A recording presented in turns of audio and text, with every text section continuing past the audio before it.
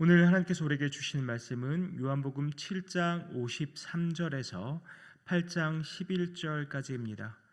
요한복음 7장 53절에서 8장 11절까지 찾으셔서 함께 교독하시겠습니다. 제가 먼저 53절 봉독합니다. 다 각각 집으로 돌아가고 예수는 감람산으로 가시니라. 아침에 다시 성전으로 들어오시니 백성이 다 나오는지라 앉으사 그들을 가르치시더니 서기관들과 바리새인들이 음행 중에 잡힌 여자를 끌고 와서 가운데에 세우고 예수께 말하되 선생이여 이 여자가 간음하다가 현장에서 잡혔나이다. 모세는 율법에 이러한 여자를 돌로 치라 명하였거니와 선생은 어떻게 말하겠나이까. 그들이 이렇게 말하면 고발할 조건을 얻고자 하여 예수를 시험함이러라. 예수께서 몸을 굽히사 손가락으로 땅에 쓰시니 그들이 묻기를 맞이 아니하는지라. 이에 일어나 이르시되 너희 중에 죄 없는 자가 먼저 돌로 치라 하시고 다시 몸을 굽혀 손가락으로 땅에 쓰시니 그들이 이 말씀을 듣고 양심의 가책을 느껴 어른으로 시작하여 젊은이까지 하나씩 하나씩 나가고 오직 예수와 그 가운데 섰는 여자만 남았더라. 예수께서 일어나사 여자 외에 아무도 없는 것을 보시고 이르시되 여자여 너를 고발하던 그들이 어디 있느냐? 너를 정죄한 자가 없느냐? 대답하되 주여 없나이다. 예수께서 이르시되 나도 너를 정죄하지 아니하노니 가서 다시는 죄를 범하지 말라 하시니라. 아멘. 오늘 본문에 등장하는 이야기도 신앙생활 어느 정도 하시는 분이라면 너무나도 잘 아는 이야기일 것입니다. 예수님께서 아침에 성전에서 이제 다시 또 백성들을 가르치고 계실 때 일어난 사건입니다. 서기관들과 바리새인들이 음행 중에 잡힌 여자를 현장에서 잡고 바로 끌고 왔습니다. 그리고 가운데에 세워놓고는 예수님께 묻습니다. 선생님이요, 이 여자가 간음하다가 현장에서 잡혔나이다. 모세는 율법에 이러한 여자를 돌로 치라 명하였는데 선생님은 어떻게 하시겠습니까? 어떻게 이 사건에 대해서 말씀하시겠습니까? 라고 질문합니다. 이들이 근거로 제시하고 있는 율법은 어떤 것일까요? 레위기 20장 10절을 보면 누구든지 남의 아내와 간음하는 자 곧 그의 이웃의 아내와 간음하는 자는 그 간부와 음부를 반드시 죽일지니라. 또 신명기 22장 22절을 보면 어떤 남자가 유부녀와 동침한 것이 드러나거든 그 동침한 남자와 그 여자를 둘 다 죽여 이스라엘 중에 악을 제할지니라. 이 두 구절을 딱 읽으니까 좀 의문점이 생기지 않습니까? 이 여자가 음행을 저질렀다면 그 상대 남자가 분명히 있었을 텐데 지금 서기관들과 바리새인들은 여자만 잡아와서 지금 앞에 세워놓고 있는 것입니다. 사실 그 이유가 성경에 나와 있지는 않습니다. 그러나 어떤 학자는 아마도 그 남자의 신분이 함부로 건드릴 수 없는 신분이어서 여자만 잡아오지 않았겠는가라고 이렇게 생각을 합니다. 어쨌거나 여자만 잡아왔든 남자 여자 둘 다 잡아왔든 간에 서기관들과 바리새인들은 어떠한 분명한 의도를 가지고 지금 이 일을 하고 있는 것입니다. 그래서 요한은 서기관들과 바리새인들의 속셈을 이렇게 설명합니다. 6절입니다. 그들이 이렇게 말함은 고발할 조건을 얻고자 하여 예수를 시험함이로라. 예수님을 함정에 빠뜨리려는 속셈입니다. 예수님이 어떻게 반응하냐에 따라서 예수님을 공경에 빠뜨릴 속셈인 거죠. 예수님이 하실 수 있는 대답은 어떤 것이 있을까요? 먼저는 그들의 말처럼 그래 돌로 쳐라 라고 말씀하실 수 있을 것입니다. 근데 예수님이 돌로 쳐라라고 말씀하셨을 때 어떠한 문제가 생길 수 있을까요? 두 가지 문제가 생길 수 있다는 생각이 듭니다. 먼저는 당시 유대인들에게는 사람을 죽일 수 있는 권한이 없었습니다. 오직 로마 총독에게만 그 권한이 있었습니다. 요한복음 18장 31절을 보면 빌라도가 예수를 데려가 너희 법대로 처리해라고 말했을 때 유대인들이 우리에게는 사람을 죽일 권한이 없습니다라고 말하는 것을 보면 그 당시 유대인들에게는 사람을 죽일 권한이 없었던 것입니다. 따라서 예수님이 돌로 쳐 죽이라고 예수님이 말씀하셨다면 당시의 로마 법을 어기게 되는 것입니다. 또 한편을 보면 예수님은 긍휼과 자비와 사랑이 풍성한 분이라고 이렇게 소문이 나 있는데 돌로 쳐 죽이라고 말하면 과연 그러면 이 예수님이라는 사람이 정말 긍휼과 자비와 사랑이 풍부한 사람이 과연 맞는가라는 의문을 품게 되겠죠. 그렇다면 돌로 치지 말라라고 말씀하시면 어떠한 일이 일어날까요? 예수님은 모세의 율법을 무시하는 사람이 되어버리는 것입니다. 그러니까 이것은 어떻게 보면 굉장히 딜레마죠. 진퇴양난의 상황입니다. 그런데 예수님은 이 질문을 들으시고는 몸을 굽혀서 땅에 무언가 쓰십니다. 사실 무언가 썼는지도 성경에 나와 있지 않습니다. 그 내용이 정말 중요했다면 분명 성경이 밝혔겠지만 성경이 그 내용을 밝히지 않고 있다면 굳이 그 내용이 무엇이었는지를 알려고 노력할 필요는 없는 것 같습니다.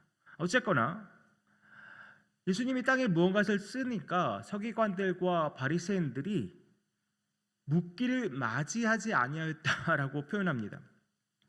이 무슨 말이냐면 다그쳐 물었다는 겁니다. 질문 공세를 계속 퍼봤다는 겁니다. 그러니까 예수님이 무언가 쓸 때 예수님 어떻게 해야 됩니까? 어떻게 해야 됩니까?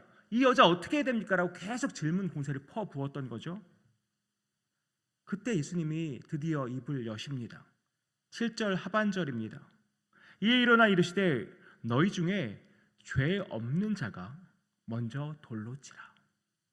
너희 중에 죄 없는 자가 먼저 돌로 치라. 그리고 나서 또 땅에 무언가를 쓰십니다. 그러자 어떤 일이 일어났습니까?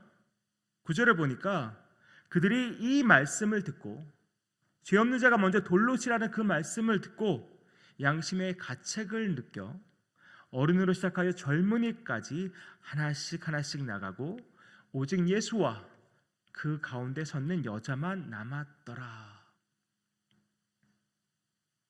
죄 없는 자가 먼저 돌로 치라는 그 말씀에 어느 누가 돌을 들어서 던질 사람이 있었겠습니까? 그러니 하나씩 사라질 수밖에 없었던 것입니다. 그리고는 예수와 그 가늠한 여인만 남게 되었습니다. 예수님이 그 여인에게 물으십니다. 여자여, 너를 고발하던 그들이 어디 있느냐? 너를 정죄한 자가 없느냐? 그러자 여자는 아무도 없습니다라고 대답합니다. 그때 예수님이 이렇게 말씀하십니다. 나도 너를 정죄하지 아니하노니 가서 다시는 죄를 범하지 말라 하시니라. 오늘 본문의 말씀을 다양한 각도에서 우리가 해석하고 또 적용할 수 있을 텐데 저는 이 가늠한 여인의 모습이 바로 우리가 예수 믿기 전에 우리의 모습이 아닌가 싶습니다. 우리가 성적인 간음의 죄를 범하지는 아니하였을지라도 우리 모두는 죄인이었습니다. 그것도 구제불능의 죄인이었습니다. 죄로 인해 죽을 수밖에 없었습니다. 하지만 우리 모두는 예수님으로부터 죄를 용서받았습니다. 주님이 우리 죄를 모른 척하신 것이 아닙니다. 오늘 본문도 마찬가지입니다. 예수님이 그 여인의 죄를 그냥 모른 척하신 것이 아닙니다. 정죄하지 않겠다라고 말씀하시면서 다시는 죄를 범하지 말라라고 여인에게 말씀하십니다. 그러니까 그 여인이 죄를 지었음을 분명히 하신 것입니다. 다만 정죄하지 않고 용서해 주신 것이죠. 우리 죄도 마찬가지입니다. 그저 모른 척하신 것이 아닙니다.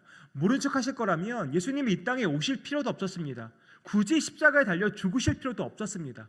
하지만 우리가 지은 죄가 분명하고 그 죄가 심각하기 때문에 그 죄의 문제를 반드시 해결해야만 했기 때문에 예수님은 이 땅에 오셨고 십자가에서 우리 모든 죄를 짓고 그 죄값을 치르기 위해서 십자가에서 죽으실 수밖에 없었던 것입니다.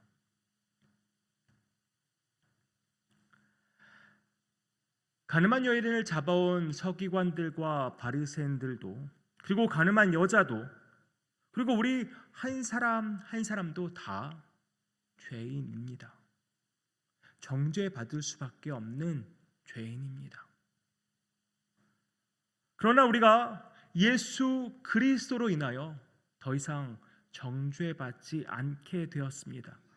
로마서 8장 1절과 2절 이렇게 말씀합니다. 제가 세 번역으로 읽어드립니다. 그러므로 그리스도 예수 안에 있는 사람들은 정죄를 받지 않습니다. 그것은 그리스도 예수 안에서 생명을 누리게 하는 성령의 법이 당신을 죄와 죽음의 법에서 해방하여 주었기 때문입니다. 내가 누구였는지, 그리고 내가 누구인지 그것을 아는 것이 정말 중요합니다. 우리는 분명 죄인이었습니다. 죽을 수밖에 없는 죄인이었습니다. 그러나 우리가 예수 그리스도 안에서 의인이 되었습니다. 그러니 지금 우리는 예수 그리스도 안에서 의인인 것입니다. 그렇다면 우리가 의인이기 때문에, 의인의 타이틀을 우리가 달고 있기 때문에 의인답게 살아야 하지 않겠습니까? 다시는 죄를 범하지 말라라는 그 예수님의 음성에 우리도 반응해야 하지 않겠습니까? 절대 죄를 짓지 않는 완벽한 삶을 말하는 것은 아닙니다. 하지만 내가 예수 안에서 의인이 되었기 때문에 의인의 합당한 삶을 우리가 살아가자는 것입니다. 날마다 내가 죄인이었지만 예수 그리스도 안에서 의인이 된 이상 내가 지금 의인이고 의인으로서 합당한 삶을 나는 살아야 해라는 그 의식을 날마다 가지고 살아가자는 말입니다. 또 하나 우리가 잊지 말아야 할 것은 우리 모두, 우리 한 사람 한 사람 다 용서받은 사람이라는 것입니다. 그것도 죽을 죄를 용서받은 사람들입니다. 우리가 죽을 죄를 용서받았다면 우리가 다른 사람들을 어떻게 대해야 할까요? 골로새서 3장 13절은 이렇게 말씀합니다. 제가 세 번역으로 읽어드립니다. 누가 누구에게 불평할 일이 있더라도 서로 용납하여 주고 서로 용서하여 주십시오. 주님께서 여러분을 용서하신 것 같이 여러분도 서로 용서하십시오. 우리가 많이 잊고 사는 부분은 내가 용서받았다는 부분입니다. 그것도 죽을 죄를 용서받았다는 사실을 우리가 너무 깜빡깜빡 자주 잊고 살아갑니다. 그것을 우리가 잊고 살기 때문에 우리가 용서하지 못하는 것이 아닌가 싶습니다. 나는 죽을 죄를 용서받았는데 그 조그만한 죄, 나에게 지은 그 잘못을 용서하지 못하는 그런 아주 그러한 삶을 살아가는 우리 자신을 발견할 때가 너무나 많지 않습니까? 우리는 죽을 죄를 용서받은 사람들입니다. 그렇다면 우리가 어떻게 살아야 하겠습니까?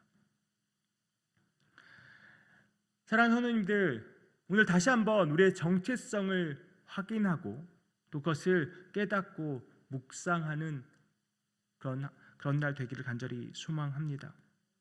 이전에 죽을 죄를 지은 죄인이었으나 그리스도 예수 안에서 이제 의인이 되었다는 것, 우리는 의인이라는 그 정체성을 잊지 않고 살아가길 원합니다.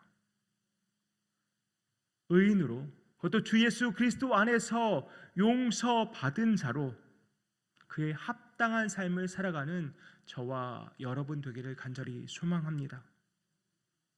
내가 용서받았기 때문에 또 서로 용서할 수 있는 사랑과 긍휼과 자비가 가득한 그런 공동체로 우리 누장이 세워지기를 간절히 소망합니다. 그렇게 주 안에서 온전한 삶을 살아가는 저와 여러분, 우리 누장의 모든 지체들 되기를 주님의 이름으로 축복합니다. 기도하겠습니다. 아버지 하나님,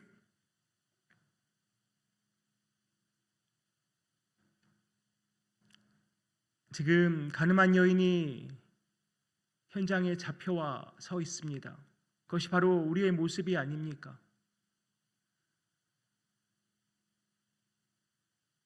죄를 짓고 죽을 수밖에 없는 죽어 마땅한 우리를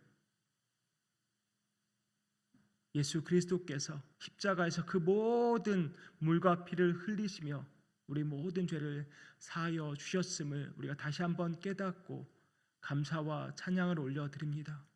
아버지 하나님, 그렇게 의인된 우리, 용서받은 우리가 누구인지 늘 잊지 않게 하여 주시옵소서.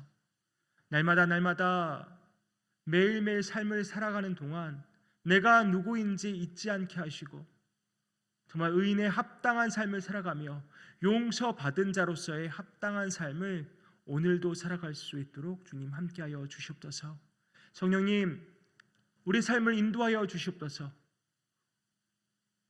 언제나 조명하여 주시고 밝히 보여주시고 우리 안에서 하나님이 원하시는 것, 하나님이 기뻐하시는 일이 무엇인지를 날마다 깨달아 알게 하시고 그것을 그대로 삶에 적용하며 실천하며 살아갈 수 있도록 힘과 능력으로 우리를 도와주시옵소서.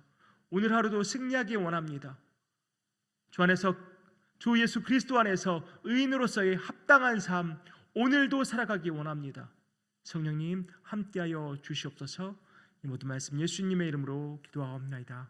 아멘.